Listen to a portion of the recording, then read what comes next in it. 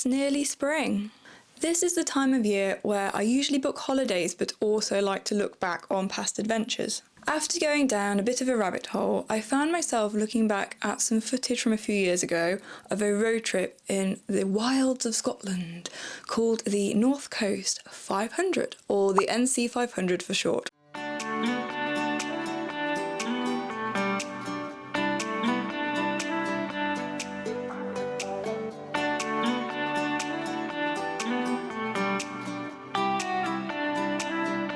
I'd forgotten just how much wildlife I'd seen, including puffins, minke whales, dolphins, gannets, white-tailed eagles, and plenty of red deer.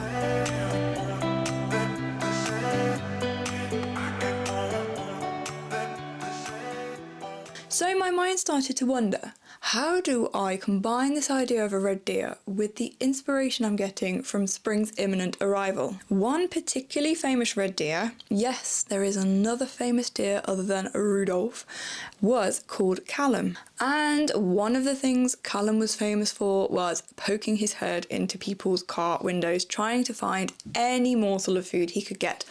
But it was advised not to feed him, so I refrained because, I don't want to be that person. So with these general ideas and inspirations in mind, it was time to sit down in my studio and get to work.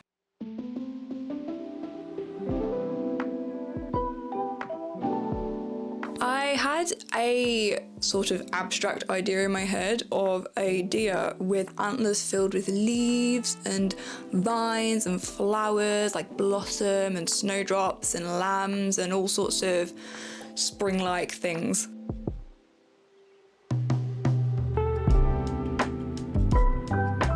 But after a little contemplation, I decided that I wanted to keep this as natural as possible, or as natural as you can keep a semi-abstract piece. So I replaced the idea of a lamb on one antler with a rabbit.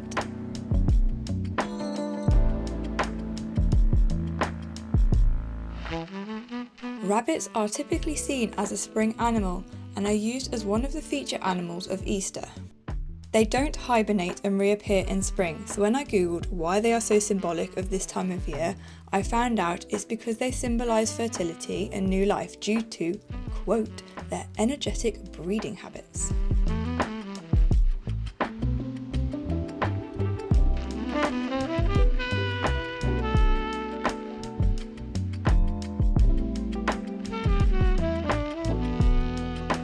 And on the other antler, I thought I'll have a blackbird feeding its nest of chicks.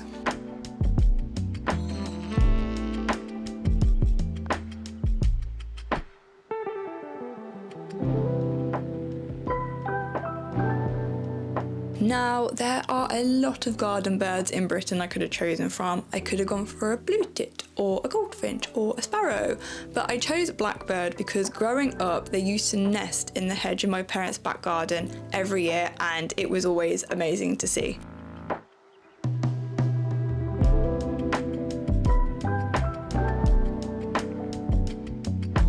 Something that has always fascinated me about blackbirds is their ability to mimic other birds and songs. For a number of years at my parents' house, one such blackbird decided to adopt the tune of "I'm a Barbie girl," singing away at the top of its lungs.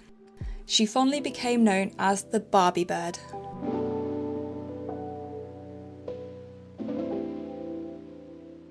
Working as an artist for 9 years, I've created a lot of standard portraits of animals from either one photo or a few photos jumbled up together. But last year, my mind started to wander into this semi-abstract world to see what new and exciting things could be formed. This included learning to paint after a lifetime of only using pencils. More on that coming in a video soon. When you're creating, I think it's really important to keep experimenting and evolving your style. You may get comfortable and there is nothing wrong with that, but if you're anything like me, you will get bored and you will think, what else can I create? What other mad ideas can I come up with today? That's why last year I made it my mission to learn to paint. It gave me a whole new perspective on my art, which has transitioned back into my pencil work to create pieces like this.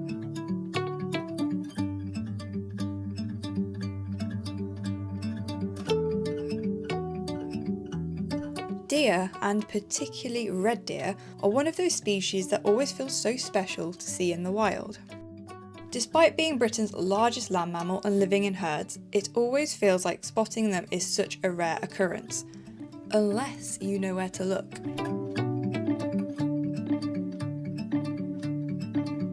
These majestic animals have always been incredibly popular and have inspired artists throughout the ages. Along with bison and horses, deer are one of the most commonly painted animals in history, dating all the way back to prehistoric cave paintings.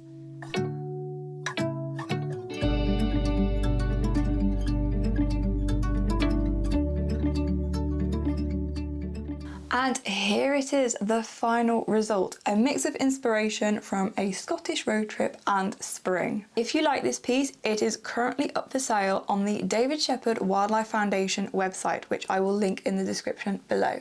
It's on there till the 13th of April, along with a load of other amazing artworks from other amazing artists. And 50% of the proceeds from this piece will be going straight to the foundation.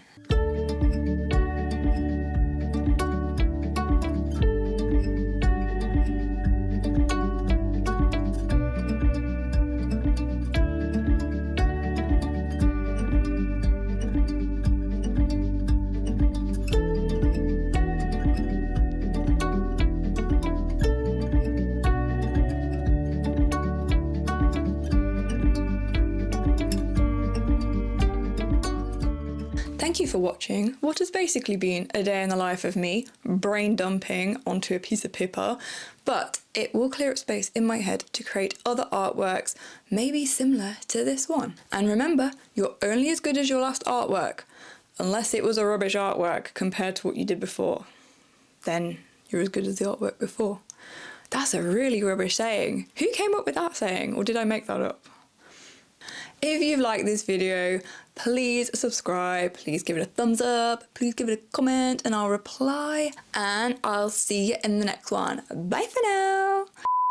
So I replaced the idea of a lamb on one antler, a lamb on one antler with the Now there are a lot of golden birds. Finally got that sentence out. That's why last year you turn the page over, because I've written so much to read out.